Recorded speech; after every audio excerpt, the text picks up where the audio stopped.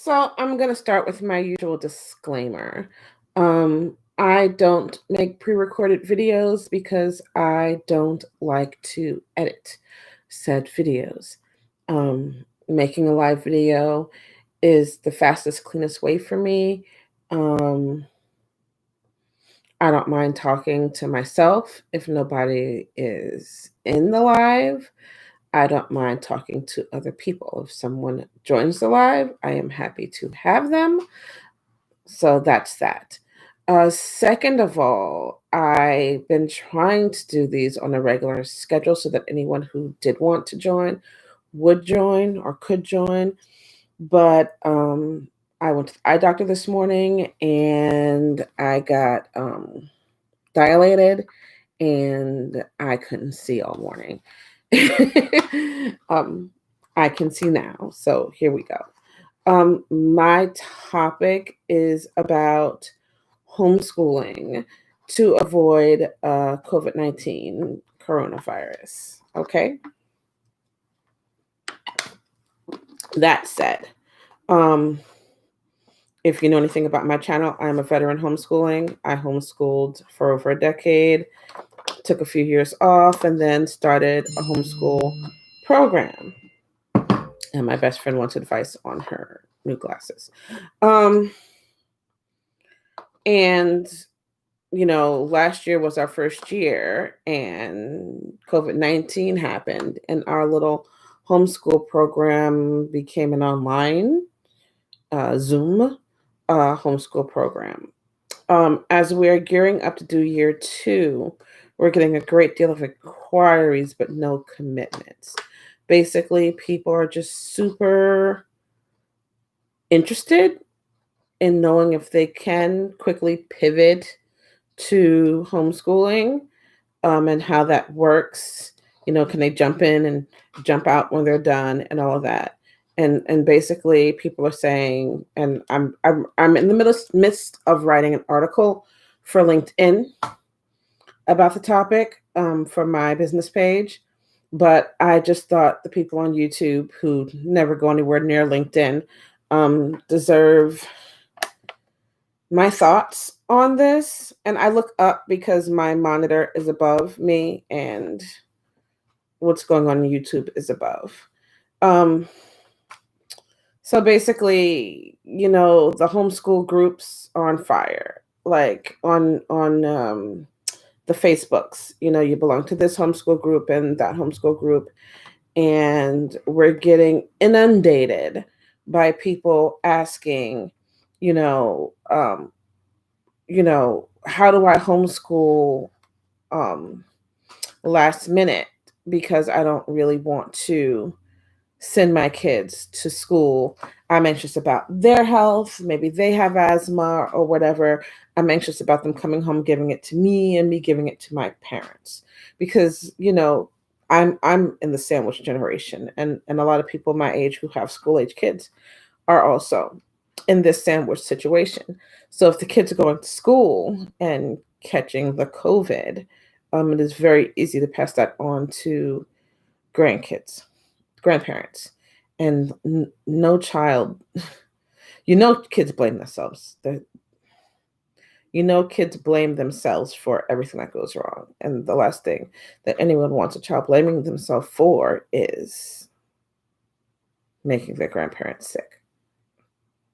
That said, jumping into homeschooling to avoid COVID coronavirus is touchy and difficult and won't be easy in any way.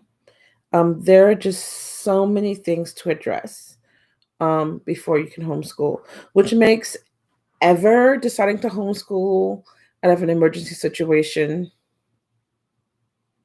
not the best idea. I'm not saying don't do it. I'm saying this is serious. Okay? So, the first thing you have to ask yourself is what kind of homeschooling you plan on doing.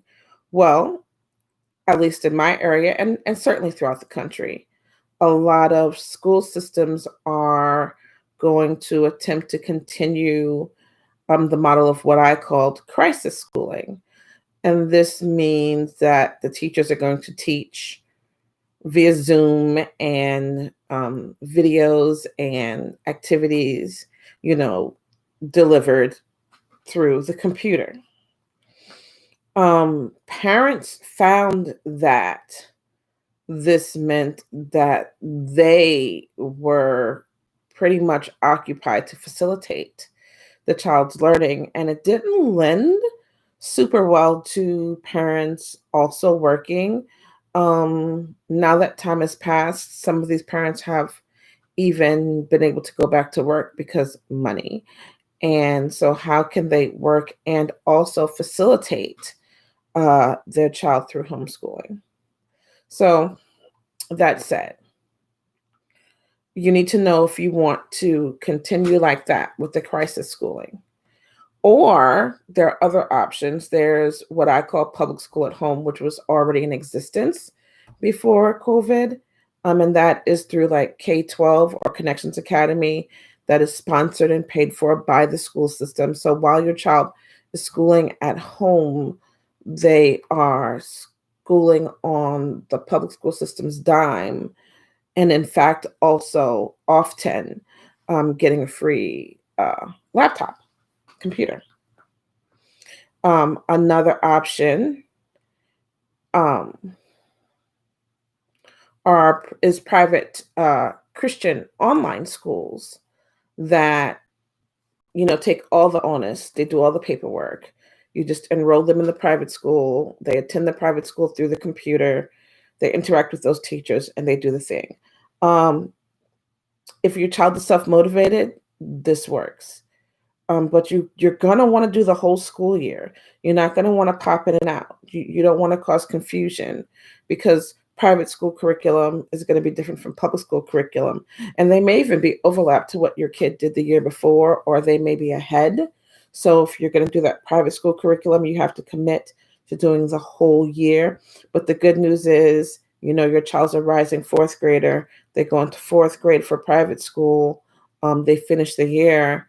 They're ready for fifth grade, and you can send them back to the public school they were in or continue in the online private school. The final option, if you're thinking you want to homeschool to avoid the COVID, is to be in charge of your child's curriculum, which is, in fact, what homeschooling is. None of the other options that I mentioned is homeschooling. They are public school and or private school taught at home. Definition of homeschooling is children being taught at home by their parents. So, do you want to homeschool? Do you want to crisis school? Do you want to do public school at home? Do you want to do private school at home? These are the options. You have to understand the differences between each of them. If it were me, that first year, I would probably join a private school at home or find a good online school, still private, that would ensure me that my child could stay at grade level if it were me going in for just 1 year. That's what I would do.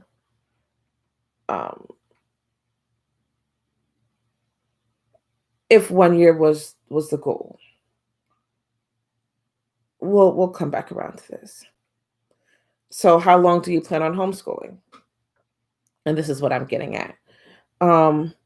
Will you return your kids to school right after the COVID-19 danger is over? Like, say they come up with a vaccine in December. Is your kid going back to school in January? Or are you, like me, going to wait and see to see what's going on? We'll see if they turn into zombies. I'm sorry, my imagination is. Will you return your kids to school at the beginning of the next school year, which is what from standing on the outside looking in, I'm seeing that to be the overarching desire. Okay. Will your children return to school in a few years, such as the beginning of middle school or high school? Because I'm sure some people are thinking, you know, my second grader is frail and I don't want them there. Or I don't want them affecting me and affecting my parents. And, homeschooling's always been interesting to me. So what I'm going to do is I'm going to homeschool them for the rest of elementary. Super valid. Super valid. Um, and let's step back now. If that were my plan, then the curriculum that I would the approach to homeschooling that I would take would be markedly different. I would then choose to fully homeschool my children, teach them myself, because I'm confident that 2 or 3 years of homeschooling would accelerate a child no matter what. I just worry that 1 year of homeschooling, you're still getting in the hang of it and you'll lose ground in the short term. But once you get to 2 or 3 years of homeschooling, you can feel super comfortable to do that yourself. Um, yeah, so that's that. Who will teach your children? Do you have a job that is going to prevent you from teaching your children? Who's even going to watch your children? Should your children need supervision? Will an online teacher from the local public school, be in charge of your child's education? Will you hire a tutor to be in charge of your child's education? Things that you're going to have to decide. Um, Once again, if you're doing the uh, COVID emergency schooling, the crisis schooling, the teacher will be in charge of your child's education. Um, and it'll be the same as last year, kind of going through the motions. Um, if you, the parent, don't have the time that you spent last spring doing this, then maybe you need to hire a tutor, because teaching a child through the computer is not enough to supervise them and to give them help should they get stuck. Will an online teacher be in charge of your child's education? And that would be through the private schools or through the public school at home. You still have to ask, if my child is under a certain age, heck, if my child is breathing, who is going to be there to monitor and make sure that they're kind of like paying attention? Thank you for whoever gave me the thumbs up. If they're kind of like paying attention, or, have, the computer screen here and the video game screen down below, like, those are issues you have to ask. What are your goals for homeschooling? Um, your goal might just be to not have a chronically sick family member, to not possibly lose somebody. Super valid. But for education, what are your goals? Are you trying to keep them on track with grade level? Are you trying to fix gaps they might have in their education? Are you interested in giving your child an advanced or accelerated education? Is your goal to go directly from homeschooling to college? Is your goal to go directly from homeschooling into the workforce? Once again, what we're talking about is homeschooling because of the COVID-19, coronavirus, and all of the things that you have to consider, um, if you're planning to do that, so you can decide how to go about it, because you don't have to use the what's being delivered from your local school. If you can get in, maybe you can use the school at home. And I'm going to stop for a second and read the comment.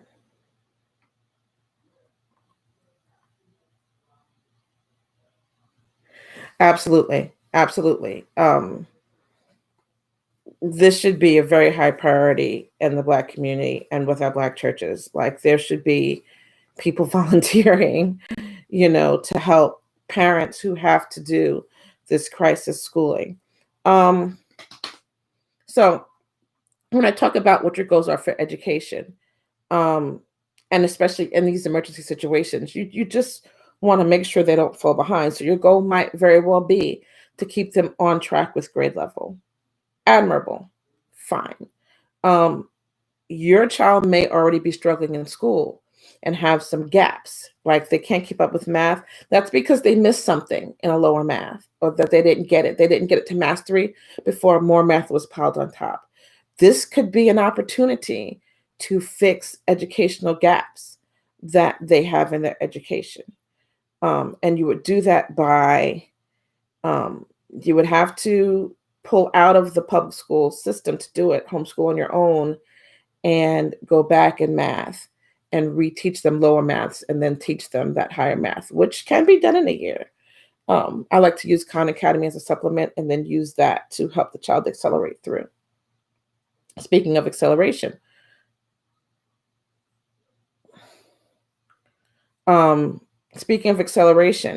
are you interested in giving your child an advanced or accelerated education?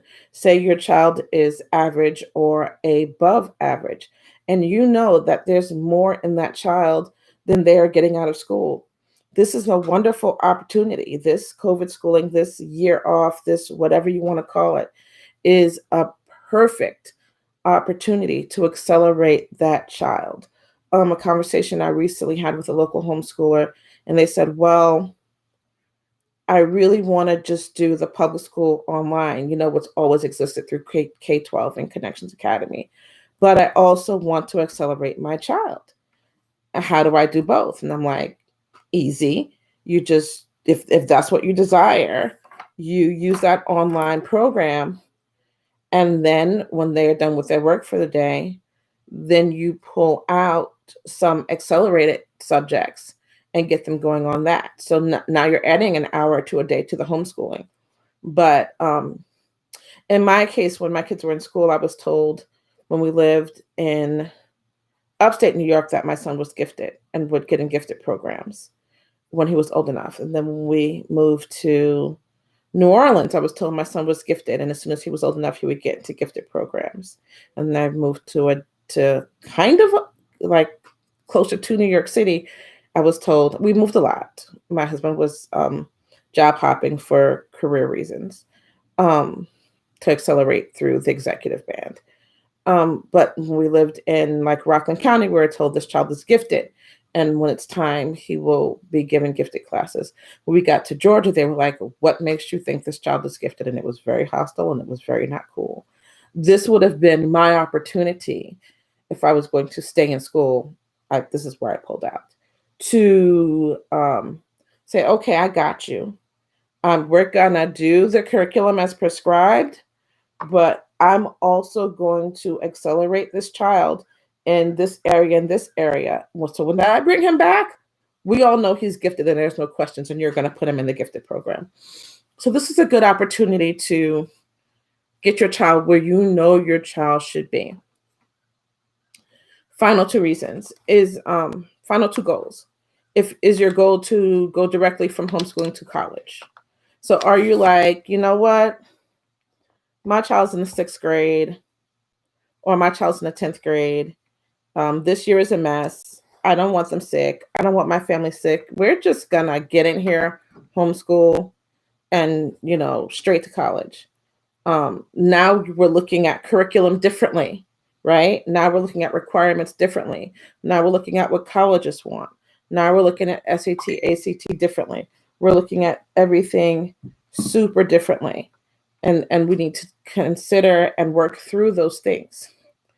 Likewise, is your goal to go directly from homeschooling to workforce if your child has no ambition for college degrees, and it's not necessary for everybody. If they want to go into a trade or whatever, our goals are different. Our goals are completely different. Calculus may or may not be necessary. You know what I mean? We can take a different role in homeschooling. We can do a more traditional homeschooling And we can do what a lot of homeschoolers do, and that is to take an enterprise approach to homeschool. So I'm going to take a drink of water and read this comment. It should be. It should be. Our churches should be our primary source of help with this, and with its many already retired teachers. It should be a no-brainer. But I'm seeing no evidence that anyone is moving in that direction. So, maybe we call our pastors and we have our pastor speak to the congregation. Maybe that's what we do. Maybe that's what we do if we're in this position where we have to work and we want our children protected from getting sick. Maybe it is, but also we have to remember those retired teachers are now in danger of whatever's going on in our house. If you're a nurse and you're coming in and out, do you want a retired teacher in your house? Do you want your kid in a retired teacher's house? We would still have to deliver digitally. Like, we really need to think about all these things. I'm seeing a lot of things in my local neighborhood. I live in a crazy neighborhood, as in entitled. And these people are asking people to be their au pairs and nannies. They're asking young college kids to be their au pairs and nannies.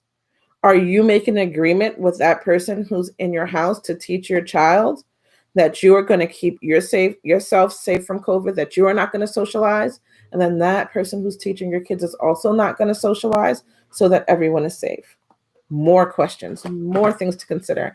And that's just really the point of this whole video, is that we have to consider so many details when going into this next school year, if we're pulling out and trying to avoid, the whole COVID-19.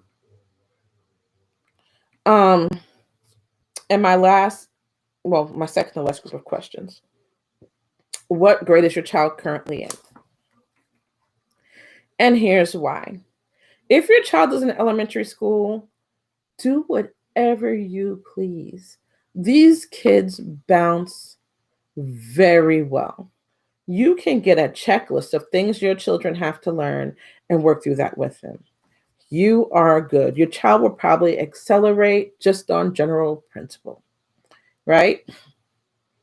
If your child is in middle school, now is when you look closely and you maybe administer a standardized test yourself, have a mail-in standardized test sent to you, and you find out exactly where, if there are any gaps in their education, and you go back and you make sure that those are filled, because this is a great opportunity to shore up your child, for the years ahead. Is your child in the first 2 years of high school? Okay, this is where things get tricky, because now we're starting to have an eye toward college. And this is where we're starting to require a little bit of perfection from the children, especially if you live in a state like mine that gives scholarships if your child is a B student or above. So in these cases, you're tied a little bit more closely to the curriculum, where the school at home, the K-12, the Connections Academy, those type things may be your best option, because they are staying on track with curriculum. You will also have to hire a tutor, because find, source, because they do need that one-on-one attention. Just because they can look you in the eye and speak clearly doesn't mean that kids don't need emotional help to get through some subjects. Some levels of math just require emotional maturity, because the frustration, and the I can't do it. Okay. Is your child almost done with high school? Well, if your child is almost done with high school and you need to pull them out of school for health reasons, well, then there's no reason to ever go back. If you're an 11th or 12th grader, what you need to be doing is getting their transcript, looking at what they need to get into college, and working on that through maybe online dual enrollment or SAT subject tests or CLEP exams. And once again, getting tutors in to help where you can't help them. So I I hope that was helpful and didn't cause anyone severe anxiety. But you can't just pull your kids out for COVID-19 and not have a plan.